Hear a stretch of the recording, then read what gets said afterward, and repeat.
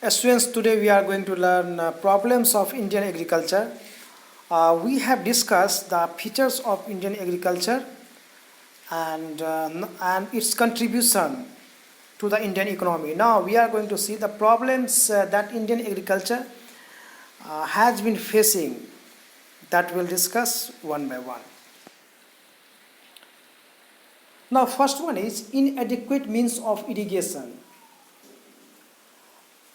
जो इरिगेशन का जो फैसिलिटीज़ है वो बहुत ही इनएडिक्वेट है, मतलब कम है, जितना चाहिए उतना डेवलप नहीं है.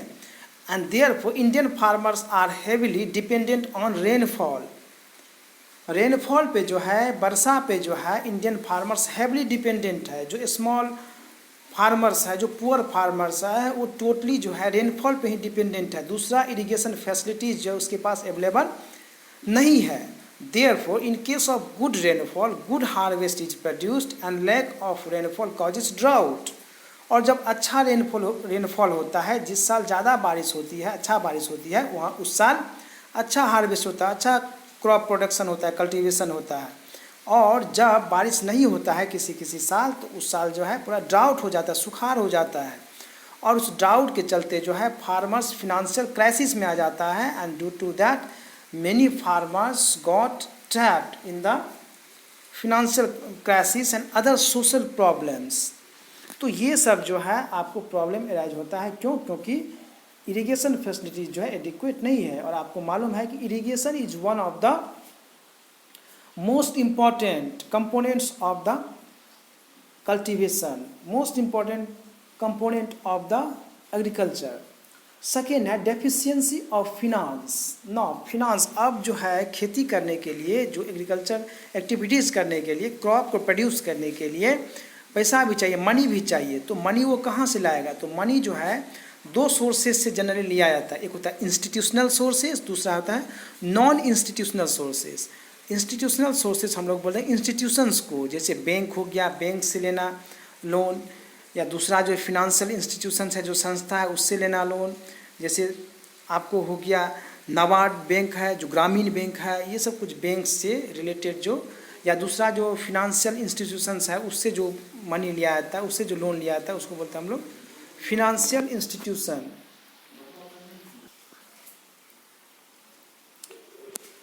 और जो नॉन इंस्टीट्यूशनल सोर्सेस होता है वो होता है जो कोई इंस्टीट्यूशन नहीं रहता. जैसे किसी लैंडलॉर्ड से, ज़मींदार से ले लेना, किसी रिलेटिव से ले लेना, तो इसको हम लोग बोलते हैं नॉन इंस्टीट्यूशनल सोर्सेस.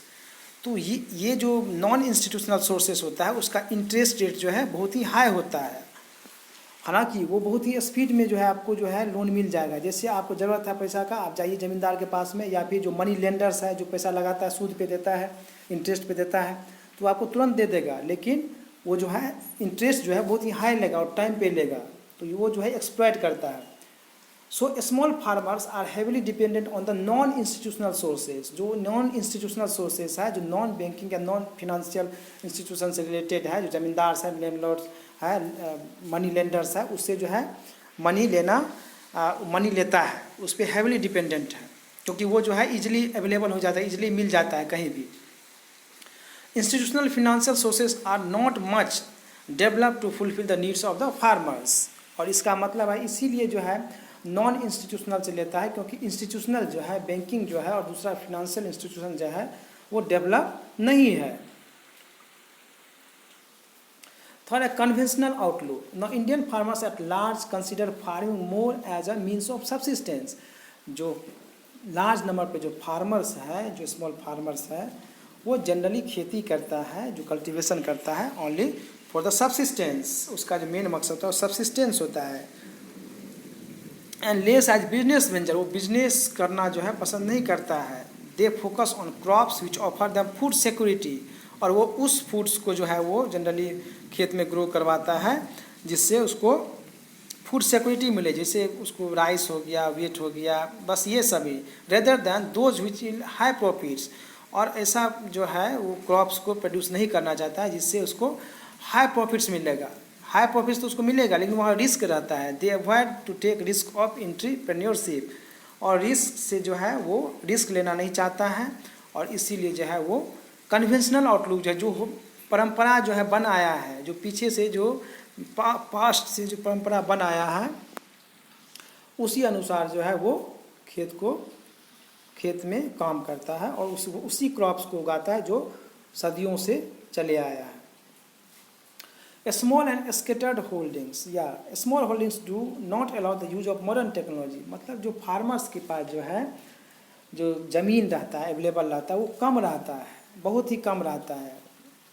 तो जो मार्जिनल स्मॉल या मार्जिनल फार्मर्स है जिसके पास कम लैंड है, 1 एकड़ भी नहीं है, 1 एकड़ से कम है, और रहने के बावजूद स्केटर्ड है, मतलब डिस्टेंस अलग अलग जगह पे, एक ही जगह पे जो है ज़मीन नहीं है, अलग अलग है। एक ज़मीन का टुकड़ा जो है यहाँ पे है, तो दूसरा ज़मीन का टुकड़ा जो है 5 किलोमीटर बाद है, 10 किलोमीटर बाद है। तो ये समस्या है। तो small holdings do not allow the use of modern technologies. और यदि स्मॉल होल्डिंग्स है, मतलब कोई फार्मर जो है कम ज़मीन का जो है मालिक है, उसके पास कम ज़मीन है, तो मॉडर्न टेक्नोलॉजी कहाँ से लाएगा? वो कहाँ से ट्रैक्टर खरीदेगा? कहाँ से वो दूसरा हार्वेस्टर मशीन्स या दूसरा चीज़ वो लाएगा? उसके पास तो पूंजी नहीं, उसके पास तो इनकम ही नहीं है। तो इनकम नहीं है, छोटा है, पुअर है, इसके चलते जो मॉडर्न टेक्नोलॉजी को यूज नहीं कर पाता है। और जो ओल्ड जो टेक्नोलॉजीज़ हैं उसको यूज करते हैं। जैसे एग्जांपल ले लो, for plying bull is used in place of tractors and other machines. तो ये सब जो है एग्जांपल आप ले सकते हैं। Scattered holdings increase the cost of management. तो स्मॉल होल्डिंग्स में क्या था प्रॉब्लम? स्मॉल होल्डिंग्स होने से मॉडर्न टेक्नोलॉजी को यूज नहीं कर पाता है, क्योंकि उसके पास उतना जो है इनकम नहीं रहता है, कम ज़मीन होने के चलते, और इसी के चलते जो वो मॉडर्न टेक्नोलॉजी को यूज नहीं कर पाता है। स्केटर्ड होल्डिंग्स का क्या प्रॉब्लम है कि स्केटर्ड होल्डिंग्स में मैनेजमेंट जो है वो करना मुश्किल हो जाता है। यदि मैनेजमेंट होता भी है तो वो आपको जो है कॉस्टली होता है, क्योंकि मान लो कि अभी एक ज़मीन का टुकड़ा यहाँ पे है और फिर 5 किलोमीटर बाद है दूसरा टुकड़ा, तो अब बताइए दोनों के बीच में डिस्टेंस है, उसको ट्रेवल करना पड़ेगा। तो एक ही चीज़ को जो है उसको बार बार जो मूवमेंट करना पड़ेगा, तो ट्रांसपोर्ट कॉस्ट भी उसको जो है पड़ेगा। तो ये इसके चलते जो है कॉस्ट मैनेजमेंट जो है वो इंक्रीज हो जाता है। Poor farming techniques and agricultural practices, हाँ ये भी है। The farmers in India have been adopting orthodox and inefficient method and technique of cultivation. जो लार्ज नंबर ऑफ फार्मर्स जो इंडिया में वो जो है ऑर्थोडॉक्स का मतलब हो गया जो बन आया है, मतलब चेंज नहीं होना, एक कट्टरपंथी होता है, मतलब जो अपना रहे हैं, जो टेक्निक यूज कर रहे हैं बस उसी को कर रहे हैं, दूसरा को जो है अपनाने से झिझकता है। So adopting orthodox and inefficient method and technique of cultivation. और इनएफिशिएंट जो एफिशिएंट मेथड नहीं होता, जो अच्छा मेथड नहीं होता है, इफेक्टिव मेथड जो नहीं होता है, उसको यूज नहीं करता है।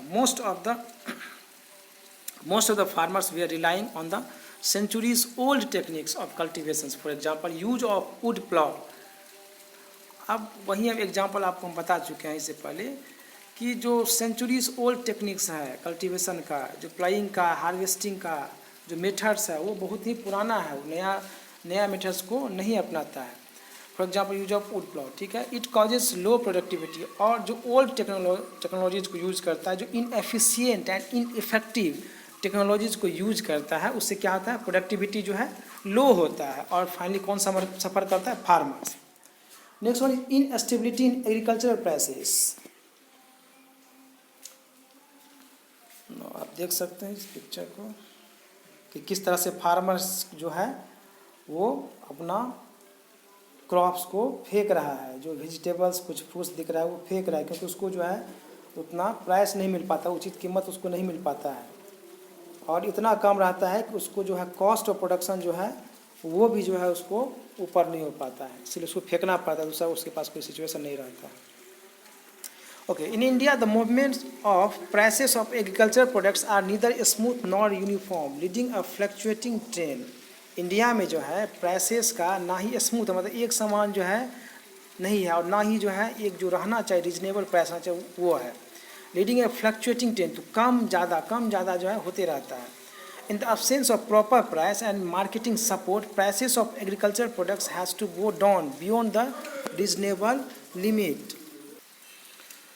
तो बिकाऊ जो है मार्केटिंग सपोर्ट नहीं मिल पाता है, प्राइस जो है एग्रीकल्चर प्रोडक्ट्स का इतना कभी कभी इतना कम हो जाता है कि उसके पास कॉस्ट ऑफ प्रोडक्शन का भी जो है कीमत नहीं आ पाता है, और वो बहुत ही बड़ा फिनेंशियल क्राइसिस में जो है फंस जाता है, due to which farmers get trap in the financial crisis. और उसको जो है फिर वो जो लोन लिया रहता है वो भी नहीं चुका पाता, और वो एक बर्डन में जो है एक बर्डन की तरह जो है उसके लिए हो जाता है।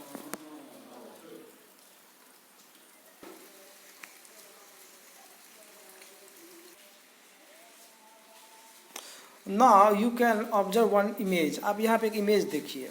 अब ये हार्वेस्टिंग हो रहा है, ये शायद राइस का है। अब देखिए किस मेथड से जो है राइस को निकाला जा रहा है, चावल को। ये जो है राइस का प्लांट्स है, उसको जो है देखिए कितना लेबर्स है, 1 2 3 4 5 लेबर्स है। मान लीजिए कि यदि वो 200 पर डे भी लेगा तो कितना हुआ, 5 × 200 1000 1000 रुपया जो है बस इतना सा राइस को निकालने में जो है उसको यूज किया जा रहा है। यही यदि मशीन रहता है तो ये जो है मात्र 5 मिनट में या 10 मिनट में जो ये काम हो जाता है, और पैसा भी कम लगता है, ये 100 में ये काम हो जाता है। तो बताइए कि देखिए कितना जो है कॉस्ट इफेक्टिव हो सकता था। तो ये जो ओल्ड मेथड्स है, ओल्ड टेक्नोलॉजीज़ है, ड्यू टू सेवरल रीजन्स, इससे जो है फार्मर्स को प्रॉब्लम होता है। तो ये भी जो है इंडियन एग्रीकल्चर का एक बहुत बड़ा प्रॉब्लम है। आप देख सकते हैं इसको, इस मेथड्स को जो है बहुत सारा जो है फार्मर्स यूज करता है लेबर्स के द्वारा, क्योंकि उसके पास मशीन्स नहीं, उसके पास जो है इनकम नहीं रहता है, तो इससे जो है इनकम पे असर पड़ता है। नेक्स्ट आप देख सकते हैं कितना लेबर्स जो है एक ही खेत में कितना लेबर्स जो है वर्क कर रहा है, और मशीन के द्वारा यदि इसको मॉडर्न टेक्नोलॉजी यूज किया जाता तो इसको जो है एक ही मशीन जो है काफ़ी कम टाइम में जो है इस चीज़ को कर सकता है। Now, seventh one is exploitative agrarian relations. Landlords tend to exploit the tenants by way of high rents and related charges. The tillers of the soil are left with little surplus for further investment. ये हम लोग पढ़ चुके हैं कि यहाँ जो main जो लैंड ऑनर्स होता है, जिसको हम लोग लैंडलॉर्ड्स या ज़मींदार से बोलते हैं वो, और जो टिलर्स ऑफ द सॉइल होता है, मतलब जो सॉइल पे खेत पे जो असली जो काम करते हैं जो फार्मर्स होते हैं, दोनों का रिलेशन जो अच्छा नहीं होता है।